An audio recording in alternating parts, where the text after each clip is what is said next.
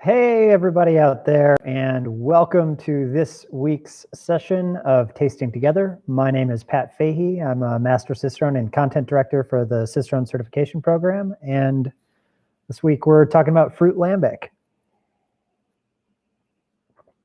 which should be a lot of fun. I know with only a couple weeks remaining, I wanted to pick a few beers that I was really excited to drink, so I'm definitely stoked to talk about this style and drink one of them.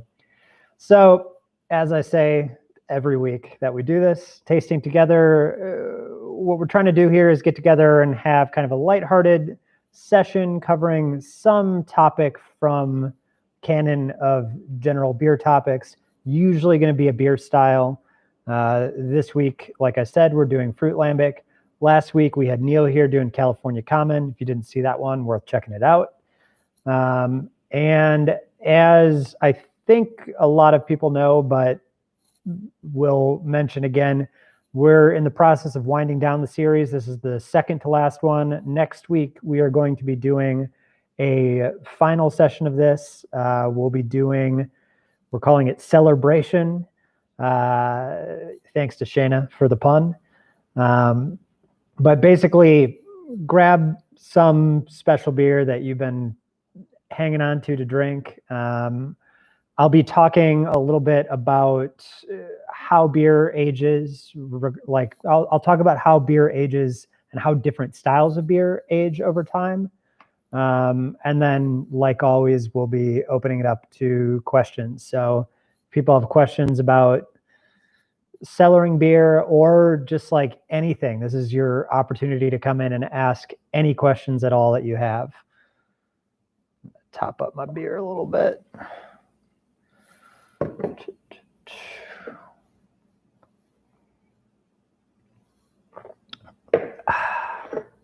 And if there's anybody here that isn't a normal viewer, one of the things I also always like to say at the start, if you have any questions as we're going through, make sure that you ask them. I won't necessarily get to them right when you ask them, but I'll try to make sure that I get everything covered before the end of the session. So without further ado, like I said, we are drinking Fruit Lambic this week, and I am having a 2015 bottle of the Bone Creek Mariage Parfait,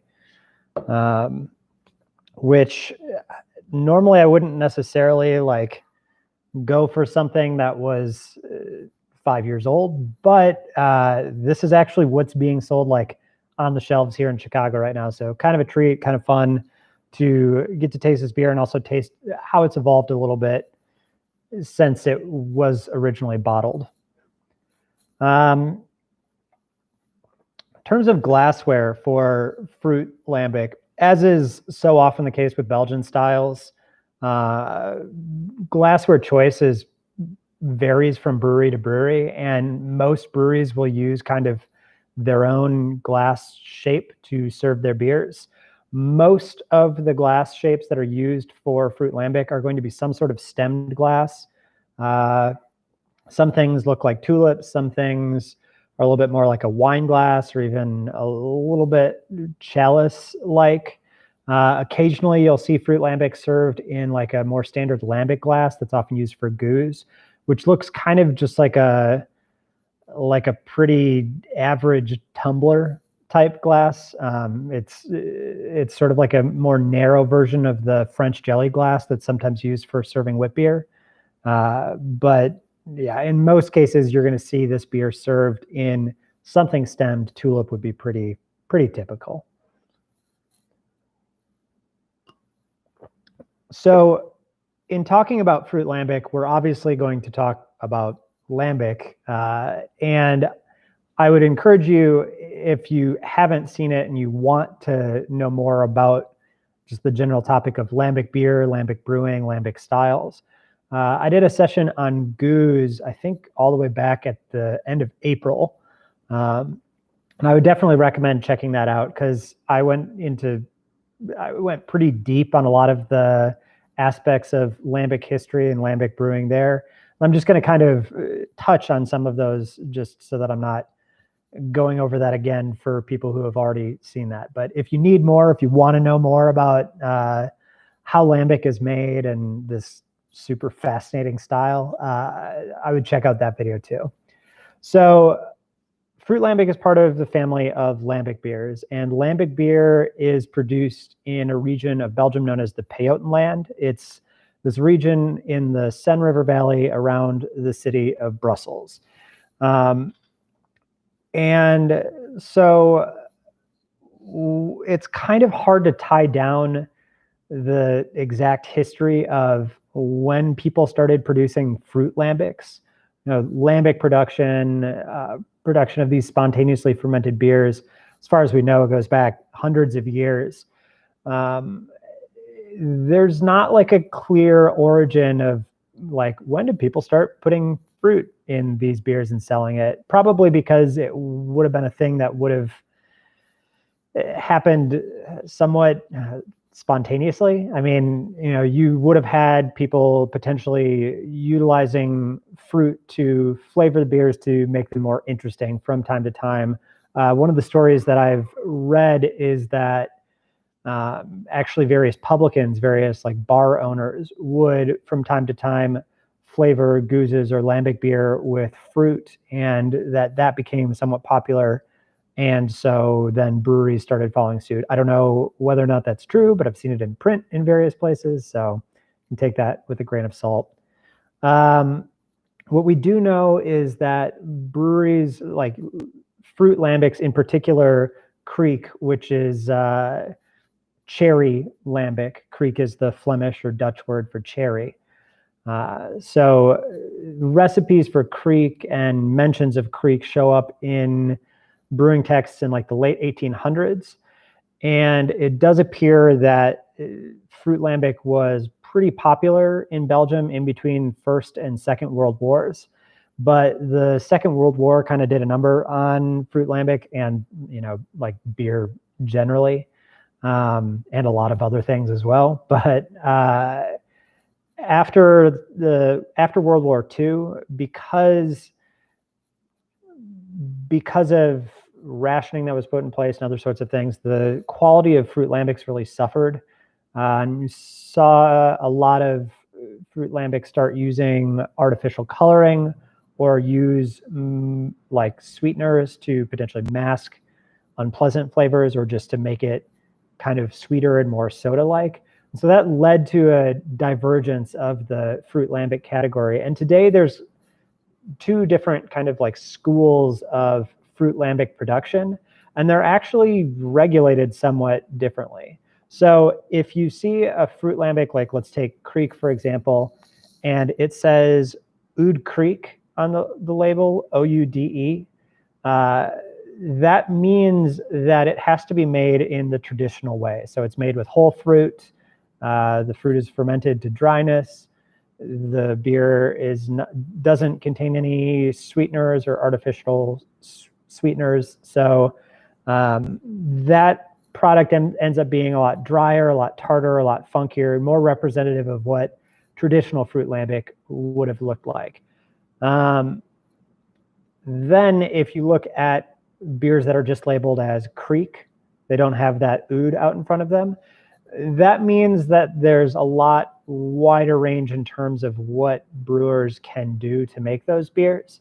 In a lot of cases, brewers making beers that are labeled just Kriek are going to be using puree or pulp rather than whole fruit, or sometimes even fruit juice. They may not ferment the beer all the way to dryness, or they may pasteurize the beer and then back sweeten it. So we have on the market today, these oud Kriek type products or oud Fruit Lambics that are tart and dry and funky. And then you have sweeter lambics. I think the Lindemans products, at least the non-Cuvée Rene Lindemans products, really typify sort of that sweeter, brighter, more fruit-forward Fruit Lambic style. And really quick, and I'll address this more at the end, but there are a lot of people that kind of, I don't know, a lot of people have or traditionalists, let's say, have less than kind things to say about sweetened fruit lambics. I'm a pretty firm believer that there's a time and place for just about any beer. I would say that when I'm just drinking a fruit lambic, I do prefer the dry, tart, traditional style. But as I'll talk about when I talk about beer and food pairing, there's definitely a place for those sweeter fruit lambics in the realm of food pairing, where they can work a lot better in some cases with certain dishes than a drier fruit lambic might. And then the other thing I'll say is, like, it's a good way to get people into drinking what can be a pretty esoteric style of beer. I mean, lambic beer in general, with its sort of like funky, barnyardy nature, is not necessarily something that a new beer drinker is primed to like. Lindemann's Framboise would have been the first fruit lambic that I ever had. Raspberry lambic, fair amount of sweetness, very approachable. I mean, it's like, it drinks a little bit like raspberry soda. Like, it's tasty, it's sweet. At this point, it's not what I would usually reach for, but it got me into the category. And I think it's worth recognizing that those beers do appeal to a pretty broad segment of people, because people generally like sweet things. And so, if those beers can help bring people into appreciating these more esoteric styles, I think that's awesome. I think they absolutely have a place in that regard. And then, like I said, and like I will get to, I do think that there are cases where those sweetened fruit lambics are some of the best beers you can use in certain types of pairings. So let's talk a little bit about fruit lambic brewing, fruit lambic recipe. Now, at its core, fruit lambic is a lambic beer. And so the base beer is made in the same way that the base of a goose or straight lambic, which you will virtually never see, so we'll just stick with goose. It's made in the same way that goose is made. And once again, this is a place where I'd say, if you want to know more, like if you want to get into the nitty gritty of the details, and the other one I talk more about why brewers use turbid mashing and unmalted wheat and aged hops and all those sorts of things. So to keep it a little bit lighter here, base lambic beer, somewhat unusual recipe. The grist is usually going to be somewhere around 60% Pilsner malt, with the remainder made up of unmalted wheat. And then it's mashed using a special mashing procedure called turbid mashing that ends up producing a wort that is pretty rich in undigested starches and longer chain sugars. So things that are not necessarily fermentable by standard Saccharomyces yeast. And one of the reasons why brewers aim for that is that these beers undergo a really long maturation period. Those longer chain sugars give other organisms, such as Brettanomyces, something to chew on once the Saccharomyces activity during fermentation has sort of died off. So that's the grist. The hops that are used, just like with all lambic beer, are going to be aged hops. They're aged to the point where they contribute really no flavor or aroma to the beer. At this point, they provide some bitterness, and primarily brewers using them to help dictate what sorts of organisms can grow in the wort during the spontaneous fermentation.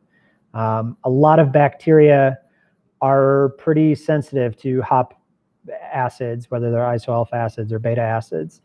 And so those hop compounds protect the beer against inoculation from less than positive sorts of bacteria that would potentially grow in it if those hops were not used. So as with other lambic beers, the weirdest part, or the most interesting part of lambic production, I think, is the spontaneous fermentation. So brewers, just as brewers of all beer do, they boil the beer, but when they go to cool the beer, instead of running it through a heat exchanger, they pump it to a cool ship, large shallow vessel, where it's going to be able to cool slowly through heat exchange with the air. And they leave it there overnight. And as the wort cools, The bacteria and yeast, Saccharomyces, Brettanomyces, and various acid-producing bacteria inoculate the wort, and that is what conducts the fermentation. At no point does the brewer add yeast or any fermentative organism to the wort. It's done entirely by whatever happens to be in the air. So brewers leave the wort there overnight, allow it to get inoculated. From there, they're going to send it to some sort of wood vessel to mature and age. Sometimes they'll send it to another tank briefly to homogenize it, but not all lambic producers do that. But then the beer goes into some sort of wood vessel. Some breweries use barrels or puncheons, which are like large barrels. Some breweries use foeders, which are like really, really large barrels. Think like, a normal barrel is probably like, I think 225 liters, which is around 53, 55 gallons, I think. That's like standard wine barrel or spirit barrel. So that would be like 2.25 hectoliters. Some of these foeders are 300, 500 hectoliters. So phenomenally larger, 59.4 gallons. Thank you, Shayna. So big size difference, and the beer develops slightly differently depending upon which format the brewer uses. It's kind of up to the preferences of the individual brewer. Like, of two of the larger name lambic producers that I personally have been to, I know Cantillon uses primarily barrels, and I think they probably use some puncheons. Puncheons will range like 400 to 600 liters. Go over to Bone, Boon. Bone Brewing will use, they use foeders for everything, and the foeders range in size. Some of them aren't too large. They're probably, 30 to 50 hectoliters. Some of them are really, really large, probably up closer to 500 hectoliters. And hectoliters is the sort of the measurement that European brewers use for measuring fluid. In the US, we use barrels, which are 31 gallons. Hectoliters are 100 liters. It's a little bit, it's metric. It's a cleaner system of measurement, but we have what we have. So that was a lot more talk about different sizes of barrels than I intended, but here we are. So the wort goes into wood, spends some amount of time maturing there. For production of fruit lambic, probably looking at, minimum 1 year, but most beer that's pulled to make fruit lambic is going to be aged somewhere between 18 months and 30 months, somewhere between 1.5 years and 2.5 years before fruit is added. And once again, different brewers do it in different ways. Some brewers will rack the beer onto fruit that is in another wooden vessel. Like, I know at Bone, I believe they do fruiting directly in the vessels, and they're using foeders, so they're a little bit easier to clean out. With barrels, it's really, really hard to get fruit out of a barrel once you put it in. So like Cantillon, for example, does all of their fruiting in stainless steel. They'll transfer the beer from wooden barrels into stainless steel with the fruit, and then will allow that secondary fermentation on the fruit to proceed. Usually, once again, it varies from brewery to brewery, but for breweries making traditional fruit lambics where they're allowing the bacteria and yeast present in the beer to ferment through all of the sugar in the fruit, usually going to be somewhere from 2 to 6 months, depending upon the type of fruit and what the brewery is trying to get out of it, in order to allow bacteria and yeast to chew through all of that sugar.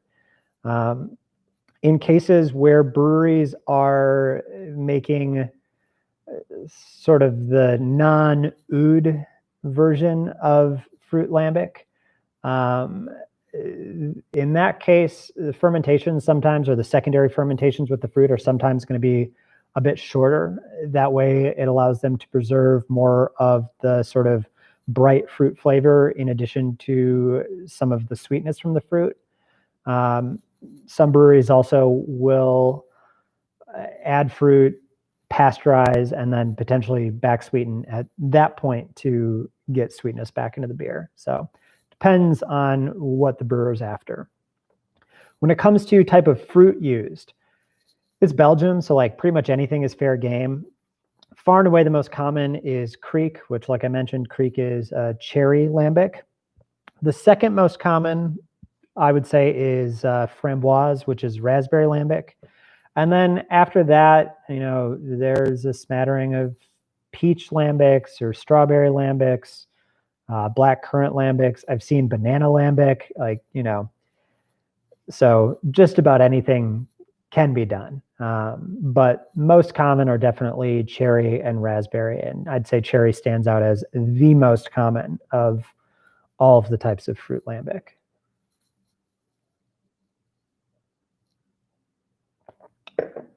So to talk a little bit about, I think it's Chapeau that makes banana lambic. I could be wrong on the name of the brewery, and I've never had it. I've seen it before. It's it scares me. So when you talk about the flavor profile of lambic, I'm going to talk separately about sort of oud fruit lambic versus sort of the non-oud fruit lambic, because they're pretty drastically different beers. With the ones that are not made in the oud way, not made sort of in the traditional way, the fact that there is so much sweetness present changes the profile of the beer pretty significantly. So these beers still do have a fair amount of acid to them, but they're acidic in the way that like lemonade is acidic. It's balanced by the sweetness that is there. So they don't necessarily taste super tart when you drink them on their own. In a lot of cases, the fruit flavors might be a little bit brighter, like I said, because they're not allowing like a full-on secondary fermentation to go on in all cases. Some of them do, not all of them do. So in cases where they don't, you might have sort of brighter, fresher fruit flavor from them. But with those sweetened fruit lambics, I really think like the raspberry soda or the cherry soda is like a pretty apt descriptor, because they are just like, they're like fruit character and not a ton outside of that. They aren't usually as complex as their traditionally made counterparts. Traditional fruit lambics that use whole fruit and are fully fermented, you still get the fruit character, but the fruit character is transformed to some extent by that fermentation with all of those different microorganisms. You get a different mix of characteristics by using the whole fruit. Like one of the things that people will often reference with Kriek and Oud Kriek is that you sometimes get a little bit of an almost almond-like character from the beer sitting on the cherry pits for a while. And that's something that you obviously wouldn't see if you were using like a fruit juice or even a puree. And then also, because they're drier and tartar and don't have the sweetness there, usually do get a little bit more of the like Brettanomyces funk showing through in traditionally made fruit lambics compared with sweetened fruit lambics. Fruit is still very much the dominant character. Like this beer still is very much driven by like it's not like a super like it's not, I almost get outside of flavor words. Like it's like a darker undertone of cherry characters, a little bit more muted, a little bit more integrated, rather than like a bright candy cherry flavor. It tastes a lot more like real fruit, though there is an undercurrent of like Luden's cherry cough drops to it a little bit.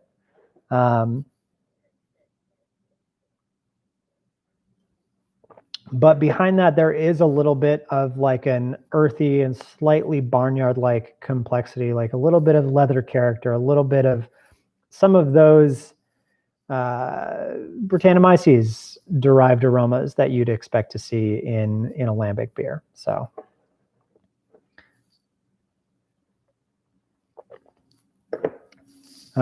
Whether sweet or dry, these beers are usually going to be pretty light in body.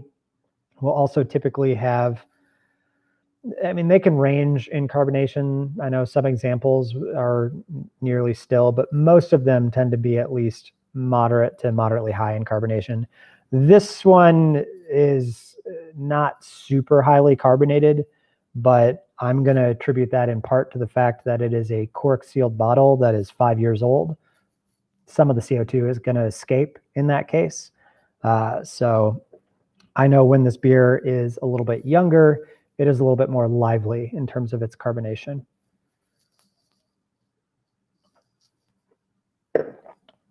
So, final thing I want to talk about before I start tackling questions is food pairing. And once again, I'm going to address the two sort of types of Fruit Lambic separately. First, let's talk about traditional Fruit Lambic. I think it's natural. People think like fruit beer. They're like, fruit beer, dessert, makes sense, great. Traditional Fruit Lambic is not awesome with dessert in a lot of cases. Personal opinion, but I've seen this borne out in a number of cases. And it's for the same reason that like dessert pairing with wine is challenging. And when you look at dessert wines, they're all wines that usually have a significant amount of sweetness to them. And that's that desserts are sweet pretty much universally. Not always, but most desserts have a fair amount of sugar to them.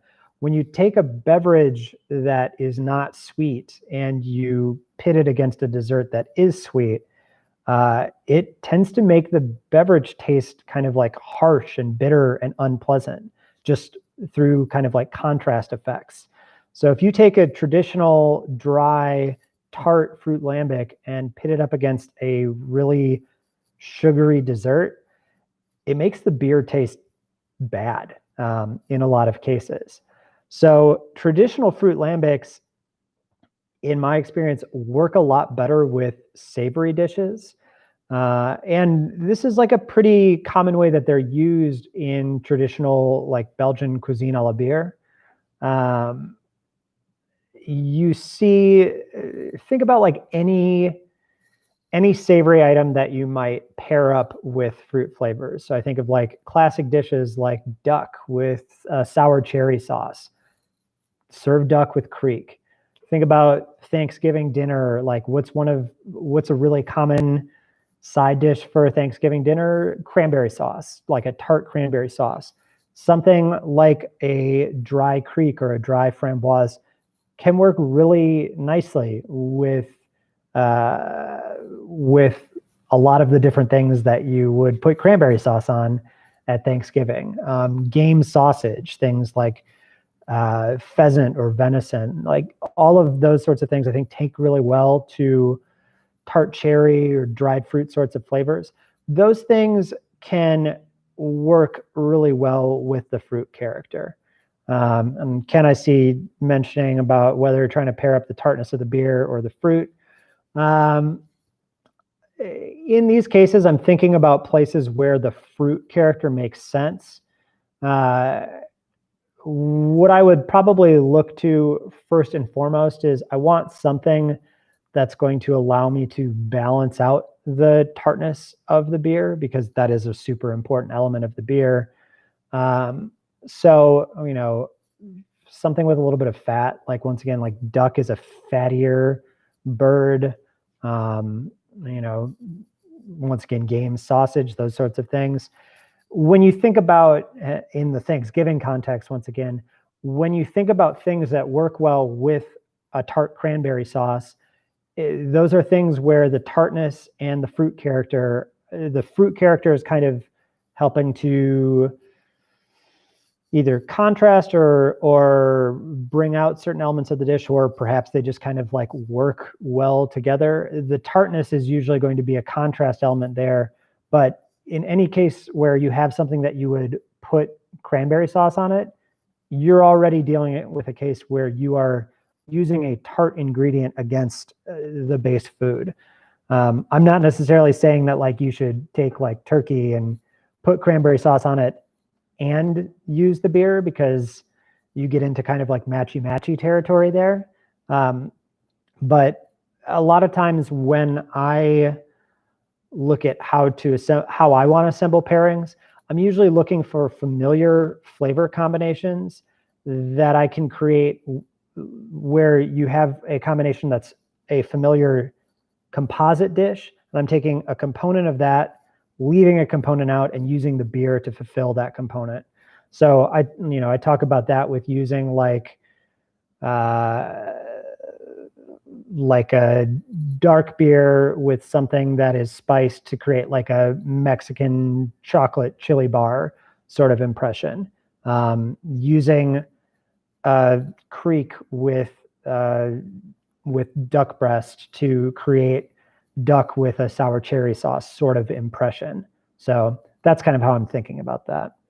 And that's just my approach to how I like to assemble pairings, or one of the ways that I like to assemble pairings. There are a lot of, hopefully in the few sessions that I've done on pairing, I've exemplified enough. Like there's an almost endless number of ways that you can approach putting pairings together. And beer is so versatile that like for any case, for any given dish, there are a lot of different directions you could take it that would be enjoyable and pleasant. So that's how I usually try to format some of the pairings I come up with. But there are a lot of different ways it can go. So flip over to, sorry, I need a refill. Flip over to the sweetened lambics, or the sweetened fruit lambics. Those are your those are superstars with dessert, honestly. I wouldn't put it up against a fruit dessert. Like once again, it's too matchy. It's just like fruit on fruit, and it's kind of boring. But the thing is you taste. I always, it may be because they're some of the most widely available. It may be because it's the first one I had, but like my brain always goes back to Linnemann's Framboise, and it's a pretty sweet beer. But when you put it up against a dessert with a lot of sweetness to it, it mutes a lot of the sweetness in the beer and brings a lot of the acidity to the forefront, because there is a lot of acidity present in that beer and in those beers.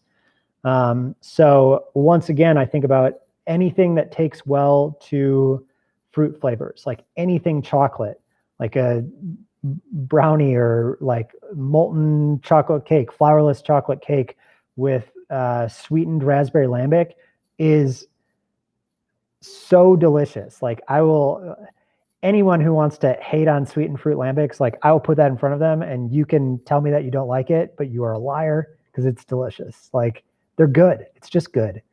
There may be people out there that don't like it, but in general, I think that is like a really phenomenal pairing. That is a place where those beers do shine, and they work out better than sort of drier lambics. I remember when I took the master exam, I want to say Randy had his trap pairing was like cheesecake, and it was I think it was a Bone Creek Marius Parfait, and it was like, yeah, that's going to go perfect together. And if it was a sweetened fruit lambic with like vanilla cheesecake, awesome, perfect. You take a really dry fruit lambic and you put it with that dish, and it makes the beer taste harsh and acidic and unpleasant. And especially if you work with beer or you represent a brewery, the last thing you want to do with a pairing is make your beer taste bad. So like I said, I avoid using traditional fruit lambics with desserts. So like I said, chocolate cheesecake, creme brulee, any of those I think are places where sweetened fruit lambic can really shine.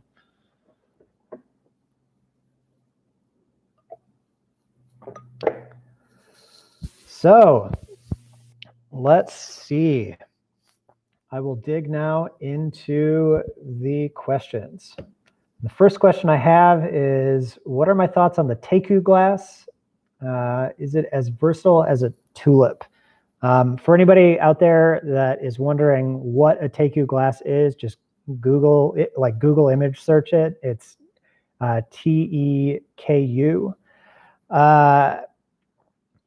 I would call a Taku glass just like a trendier tulip. I mean, I'm not sure where the glass shape comes from. It's definitely not a traditional shape. And I want to say first time I saw Taku glasses was, I don't know, probably sometime in the last 7 years or so. When I got into beer, I don't think Taku glasses existed. It's kind of like a trendy, like the trendy baby of a tulip glass and a wine glass. It's stemmed. It accomplishes a lot of the same things that you get out of a tulip glass or a wine glass. So personally, I kind of default to the tulip because I really like the way that tulip glasses look, and they're a little bit more traditional. But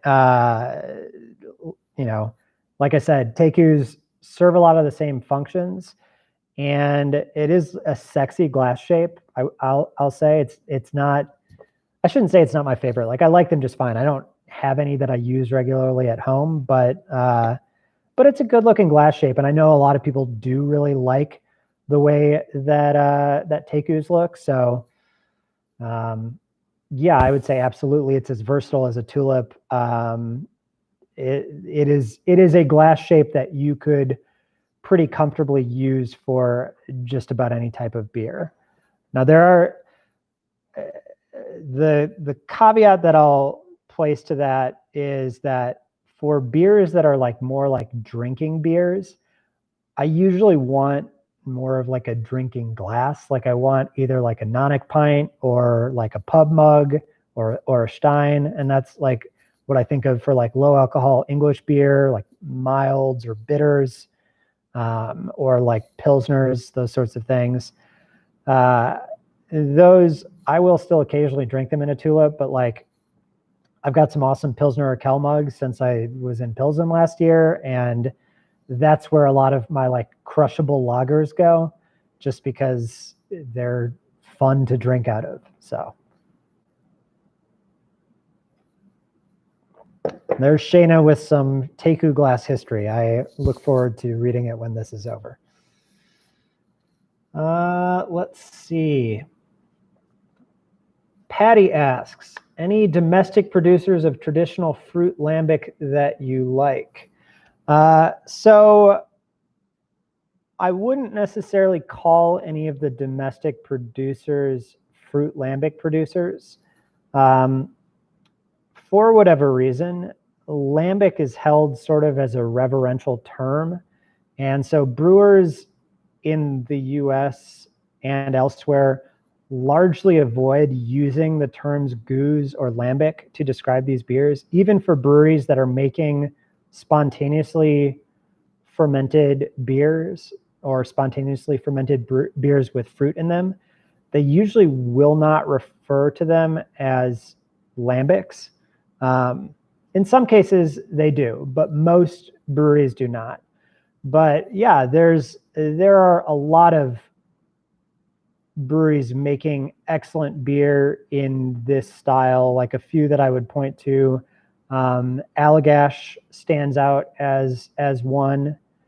I'm trying to think, like Side Project is definitely a favorite, though I'm not sure.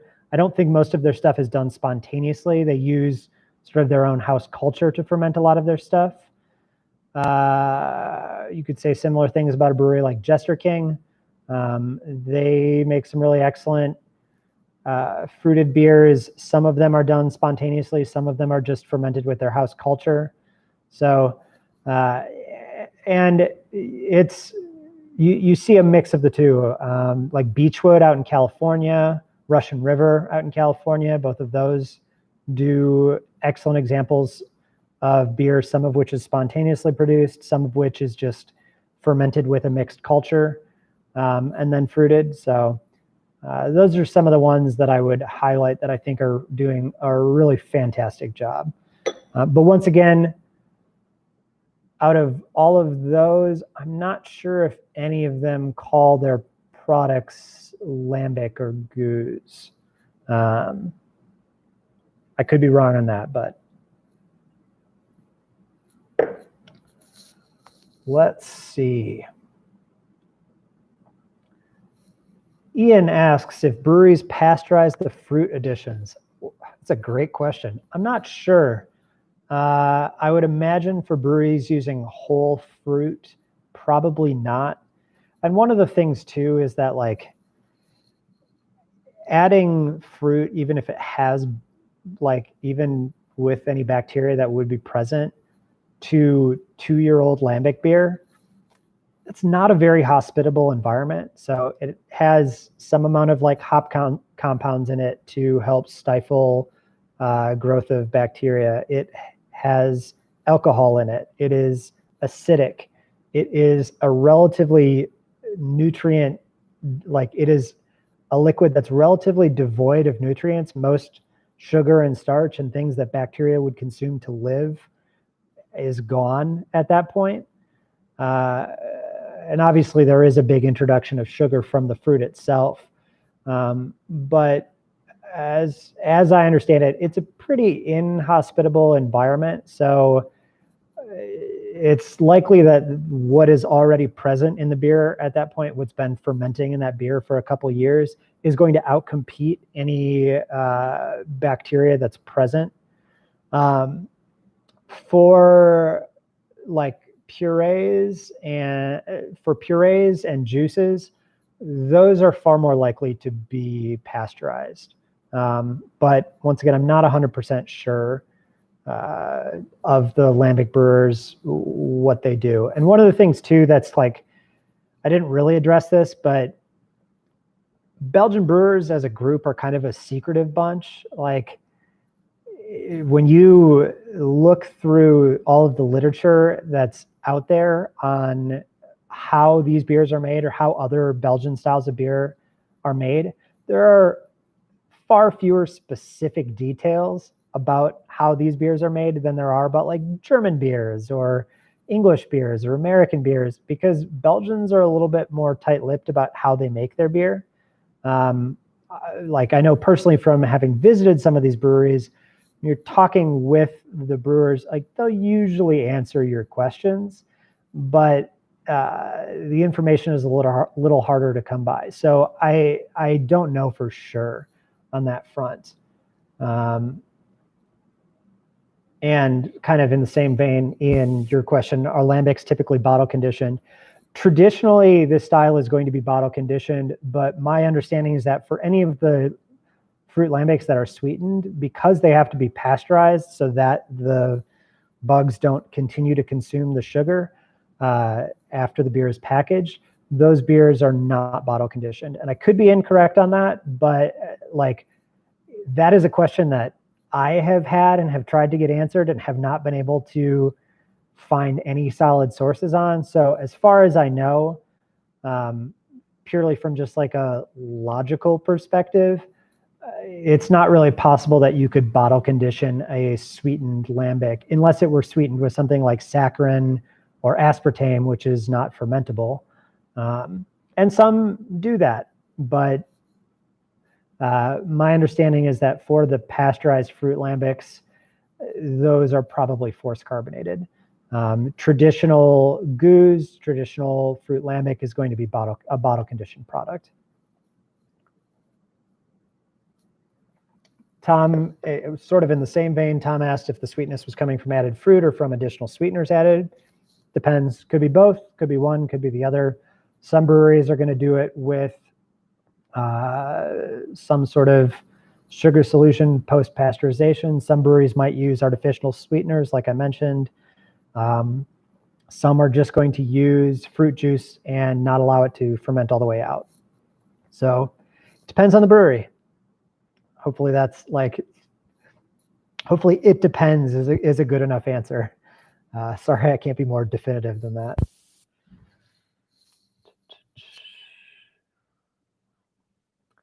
Chris asks, how much of a difference does one brewery's ambient flora set it apart from a different place's flora? And someone else asked a similar question. It's hard to say. I would say 10 years ago, when people talked about these styles of beer, they talked about them as, they said it was only possible to make goza and lambic in this very specific region because of the microflora that's present there.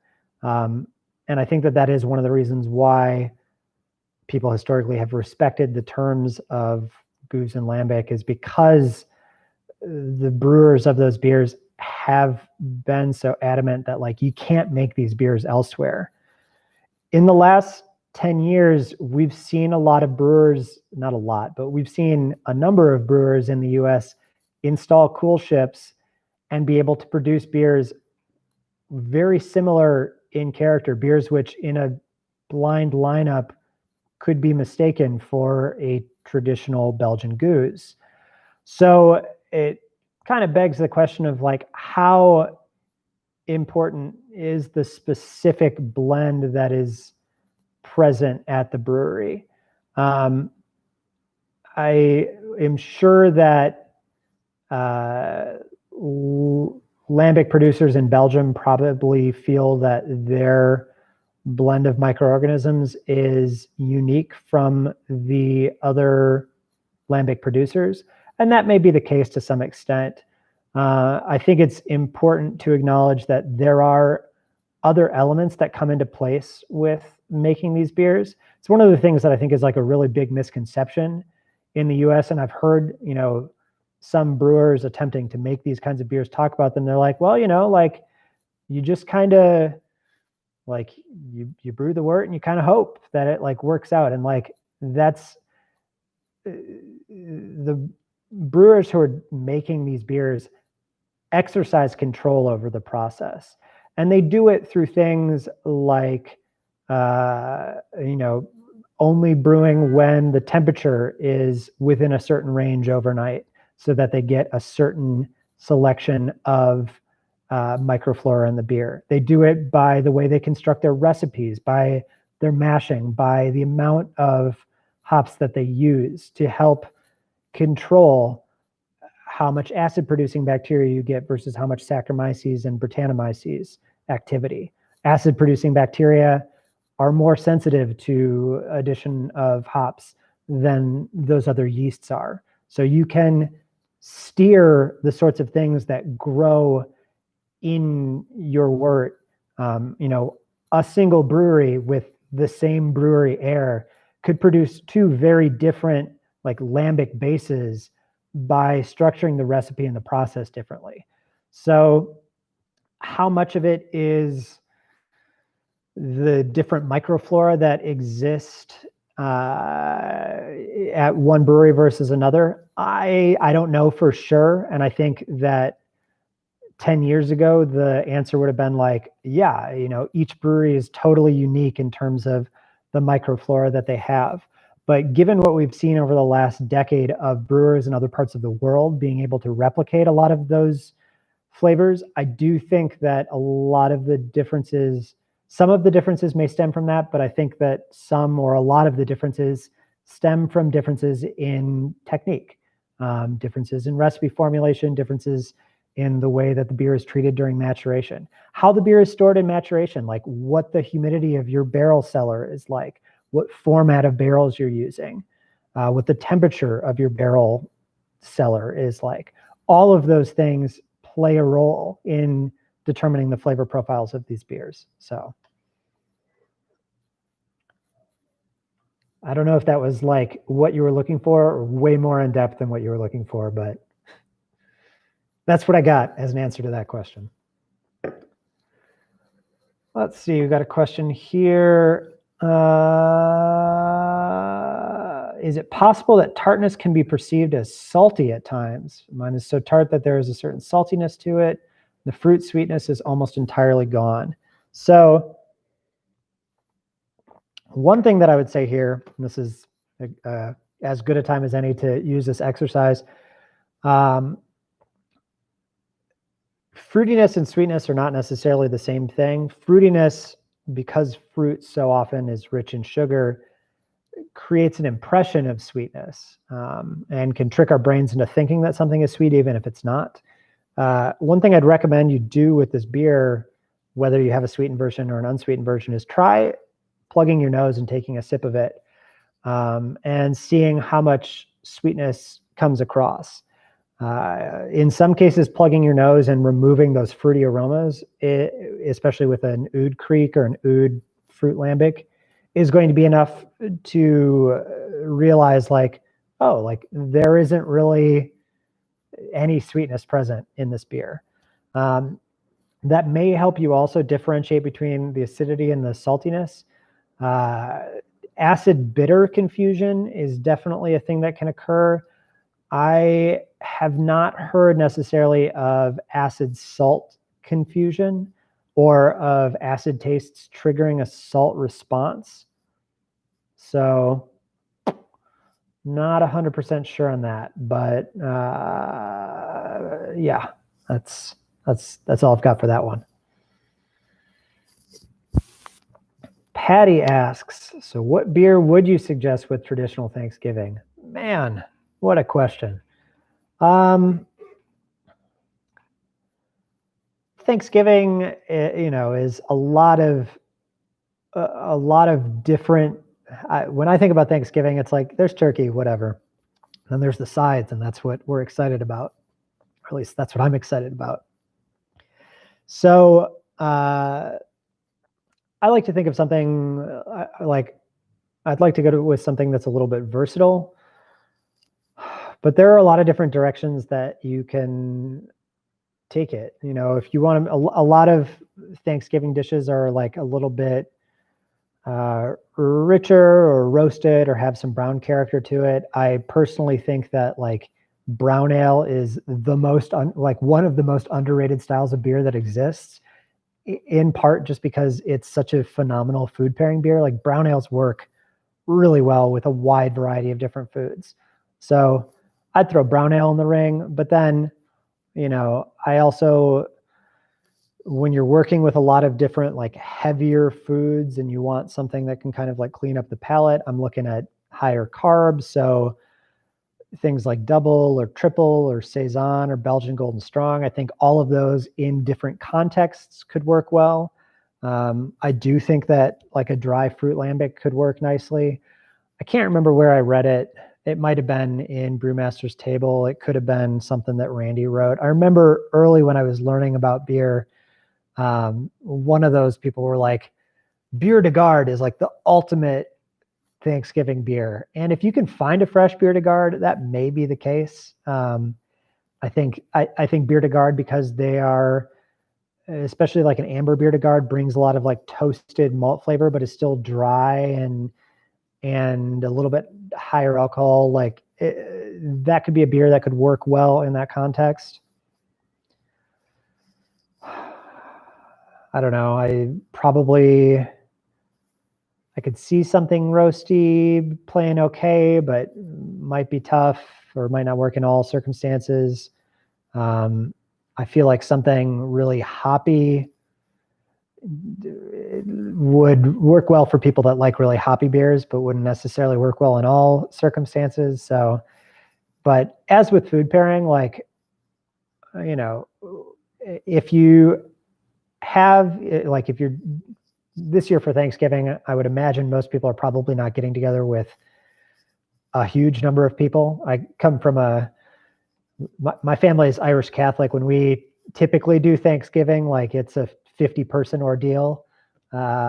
This year I will be like here making my own side dishes. So it'll be a little bit different experience. But if you're with a group of people, like Thanksgiving is the perfect time to grab several different kinds of beer and try them with different things. Like that, I can't stress enough. The best way to get better at pairing beer and food is to pair beer with food and then like talk about it.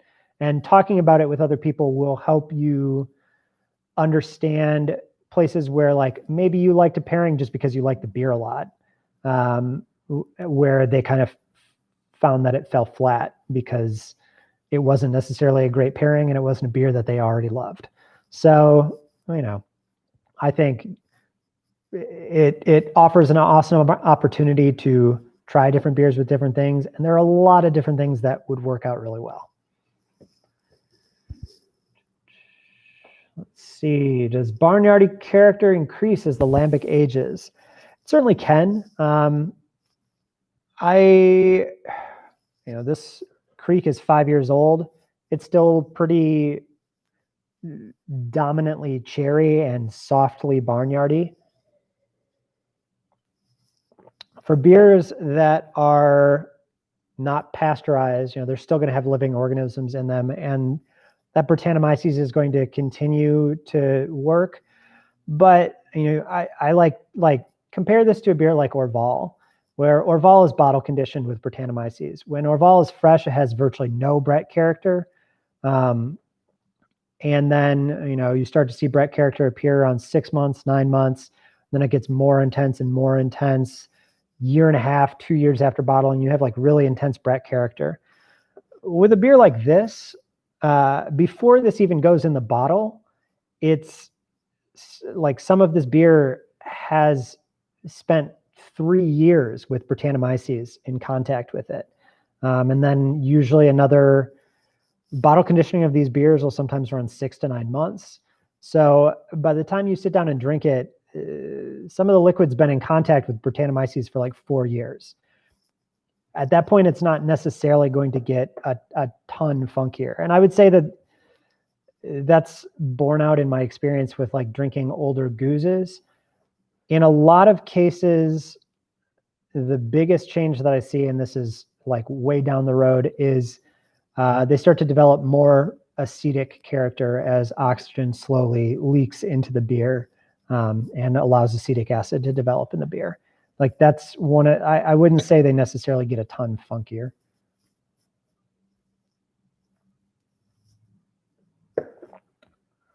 Let's see. Tom asks, how do domestic gozas compare with fruit lambics? Goza is a pretty different style in that it's usually made with it's usually just a quick sour rather than a beer that's been spontaneously fermented with a mixed culture and aged for years. So they're a lot less complex. A fruited goza, well, and before I go there, like gozas also usually have some amount of salt and some amount of coriander in them. So that adds another like flavor dimension that you wouldn't necessarily see in these beers. That said, a sweetened fruit lambic versus a fruited goza could be somewhat similar. Excuse me, carbonation. Yeah, I would say that those two could be rather similar in character, depending upon who made them. I would say a traditional fruit lambic versus a fruited goza. Traditional fruit lambic is going to be significantly more complex. It's going to have more going on within its fermentation flavor profile. Usually the fruit is the primary characteristic. It's not quite as dominant. So that's the main comparison I would draw there. Elijah asks, what style of beer might a fruit lambic be compared to in the style discrimination portion of the certified Cicerone test? I'm not actually, I do think we have used it in that case. And if there was one style of beer that this would potentially be compared to, it'd probably be a Flanders Red. Key differences there, I would say Flanders Red is more likely to exhibit acetic character. Flanders Red, the fruit character is usually a little bit less distinct. Like when you drink a Creek, it's like cherry. When you drink a Flanders Red like Rodenbach, like it has elements of cherry and plum and blackcurrant and orange and sort of like it's a broader mix of different fruit character. We try not to pit styles against one another that can be pulled apart by color, but Fruit Lambic, like something like this, it's a color that you don't really achieve without the addition of fruit. Flanders Red Ales, they're reddish, but it's kind of more of like a, I don't know, like a coppery burnished red than this like pinkish magenta red that you get from actual fruit. So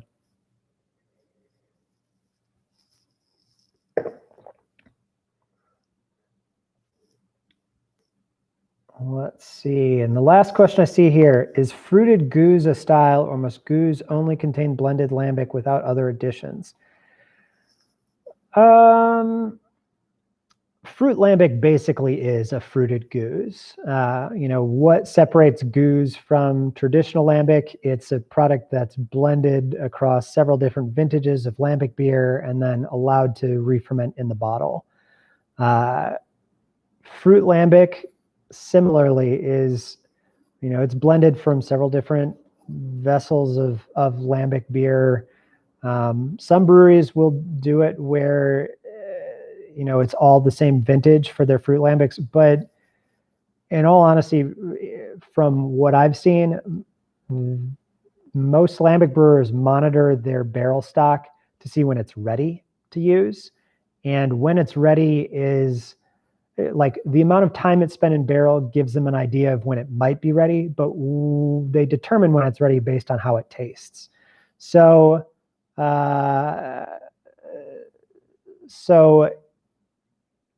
with fruit lambics, you could get a blend of different batches or different vintages even to produce the base beer that then gets fruit added to it, which makes it a lot like goose. I mean, I've never seen a beer called a fruited goose, and I think that's because just like the category fruit lambic basically describes fruited goose. So, and I think that is all we have. So I want to thank you guys all for coming and hanging out for this week, drinking some fruit lambic with me. I still have yet to pick out what I'm going to drink next week, but I'll rifle through the closet and the fridge and find a few fun treats. And I look forward to seeing you guys next week. Cheers.